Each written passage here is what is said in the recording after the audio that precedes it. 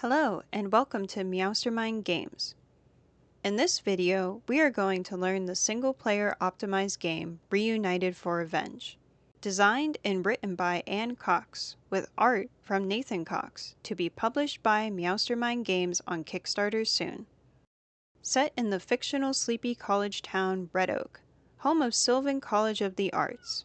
Here, you'll collect keys to uncover the truth behind a murder that occurred at a college reunion you were catering at, as you seek out the one path to the truth from among a total of 30 unique endings. So, grab your magnifying glass and favorite armchair, and let's learn how to play. To set up, first familiarize yourself with the different kinds of cards, which are color-coded by chapter. Clue cards represent information important to the case that you have learned. Item cards are objects that you have collected and give you a roll bonus for challenges. Chapter start and end cards serve as the bookends to each chapter of the story and direct you where to go next in the novel. Choice cards present multiple options from which you choose your own path. When combined with choice tokens, they visually map out the route you have taken so far in the story. Key cards are literally the key to winning the game. Each one is located at the end of a route that has important hints for solving the murder. In addition, each key card allows you to automatically pass all challenges of the type specified on the key card, making routing through the story even easier. When setting up, you'll gather all of the cards associated with Chapter 1, setting the other chapters aside and leaving the key cards in the game box. Put the D10 die in the novel in an easily reachable spot and place the Chapter 1 start card face up on the table, leaving plenty of room to lay down additional cards as play progresses. Optionally, have the story route tracker nearby to record your pathing through the story. And that's the setup. In Reunited for Revenge, you will be engaging in a style of play often referred to as narrative choice or pathing game. If you're not familiar with those terms, don't worry. We'll go over everything you need to know. The game is played over 4 core chapters, progressing from one to the next, with a 5th reserved for the true ending. Each chapter is played by following the same series of steps. First, place the chapter start card for that chapter on the table to begin the row of cards for that chapter. Next, open the novel and go to the story page listed on the chapter start card. You continue reading from one page to the next as long as the footer reads "Continued" on the next page.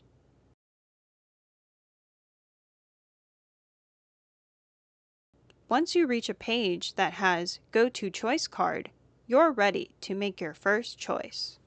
Each choice is made up of several options. Find the choice card indicated in the novel by the number on the back of the card. Then, place it face up to the right of the chapter start card and read the options available. For this first choice card, I am faced with a choice between assisting the chefs in the kitchen or setting up the chafing dishes for the buffet. I am going to choose to assist the chefs in the kitchen and mark my choice with a choice token. Which option to choose is entirely up to you, though choosing strategically may help you find a key card faster. Now, I go to the story page number listed on the choice card for that option and continue reading until I reach my next choice. I continue doing this, placing choice cards in a row on the table and reading through the chapter until the novel tells me to go to the chapter end, at which time I take the chapter end card for the chapter and place it to the right of my last choice card, marking the end of that chapter. I then do what the chapter end card says, bringing me to the start of the next chapter. But before we move on to the following chapter, we also need to talk about how you find clue and item cards. Let's go back to our example choice card, where I chose to assist the chefs in the kitchen. When I go to the story page listed under that option and read the text, I see an oval like this that says, "Take Clue Card 3."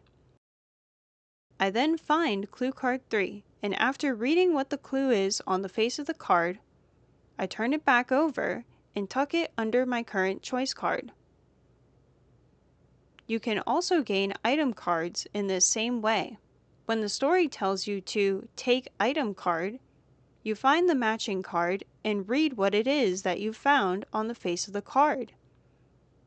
However, instead of tucking it under the current choice card, with item cards, you instead slide it under the top of the current choice card. You know you've done it right when these circles at the edges of the cards are visible. You can also gain clue and item cards from passing challenges, which are marked in the novel with a challenge banner.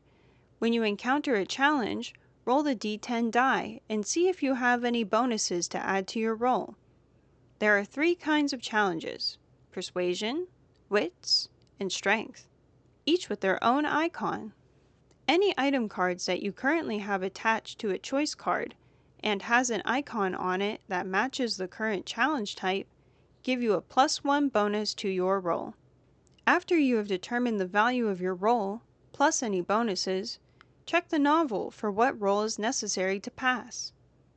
If you have a high enough score to pass the challenge, read the text under the success header.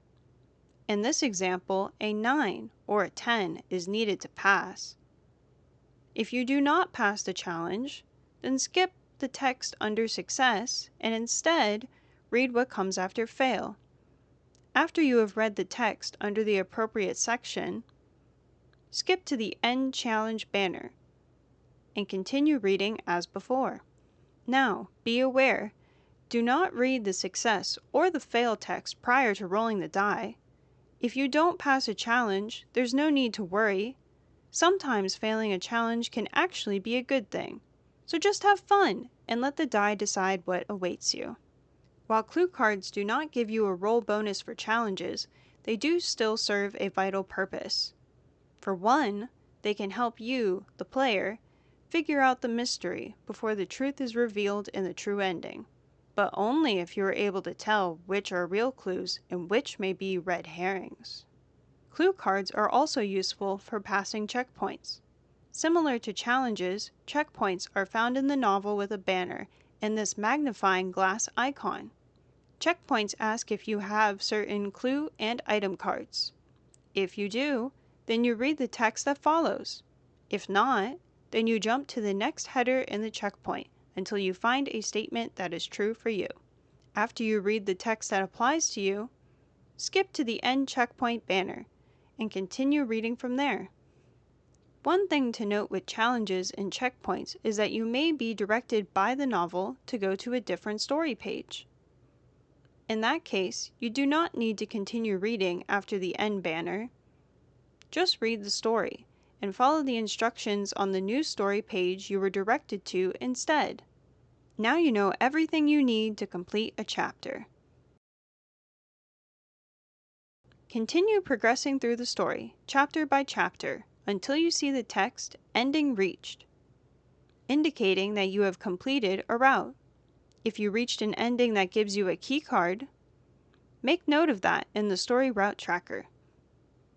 You keep that key card through all future playthroughs. Key cards help you win the game by unlocking locked sections. Locked sections are marked with a lock icon and may require 1 or more key cards to proceed. In the event that you encounter a locked section but do not have all of the necessary key cards, you will need to pick another choice, or in some cases, rewind. Rewind is a mechanic that lets you change choices you made previously to unlock new routes. A rewind can be performed at any time, but it is recommended to do so once you reach an ending. To perform a rewind, choose a choice card to return to. Next, remove all choice, chapter start, chapter end, clue, and item cards that follow that choice card.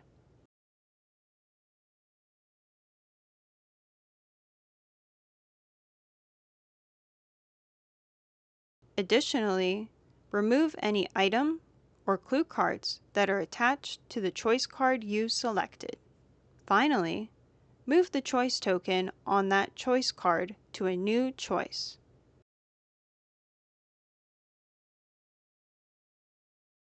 You have successfully completed a rewind. Now, just continue gameplay as before. Go to the story page indicated on the choice card and read what's there. Remember, any key cards that you found are not removed during a rewind.